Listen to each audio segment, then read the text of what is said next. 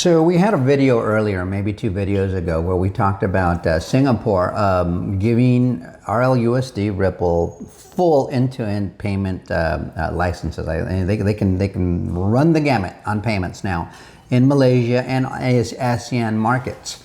And for that reason, I wanted to share this video because this happened a little bit prior to that.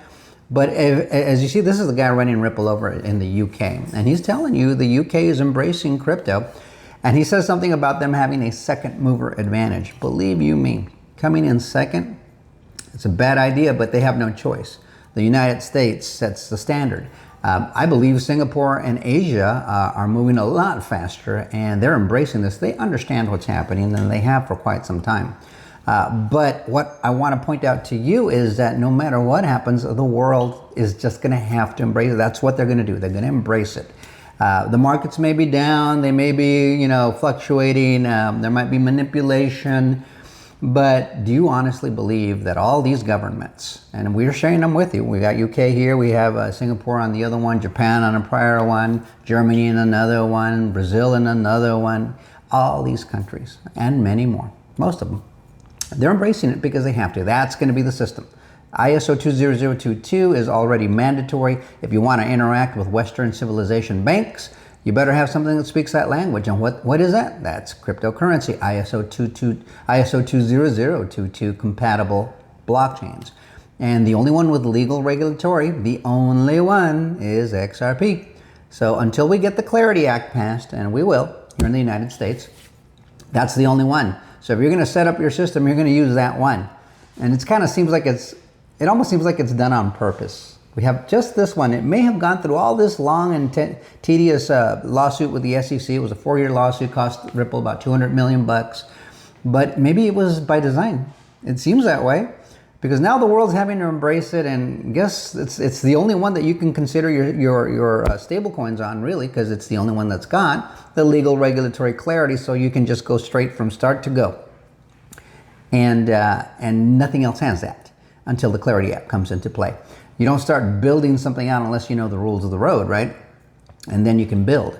So with XRP, they already know the rules of the road. That's the one that gives them the green light. That's how I'm seeing it. And remember, Ripple has its own stable coin, that RLUSD.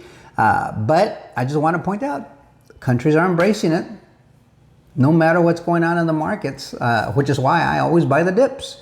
Because I understand that what they're looking at, and it's what I'm looking at. It's solid, concrete information and evidence that we're moving in the right direction. And these are the technologies they're using. These are the value networks that they're using. That's what these blockchains are. They're networks. And there's a limited amount of that network. And you either grab your piece of it now and invest and reap the benefits, or you live under the system and didn't take the opportunity when it was presented in front of you, like an Amazon or an NVIDIA or a Facebook or an Apple, and I could go on.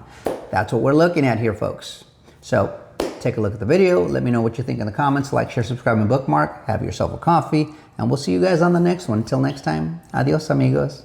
The UK is one of the world's leading international financial centres, so when it leans into crypto, this matters. Hi, I'm Matt Osborne, Policy Director for Europe at Ripple, and this is Crypto in 1 minute. The UK is now acting to realise the benefits of crypto technology. The government and regulators are working to bring clarity to the industry.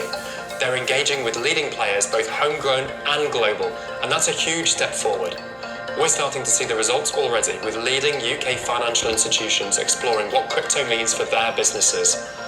Though the UK is a little behind other jurisdictions, it actually has a second mover advantage, meaning it can look to other regions to learn what's worked and what hasn't.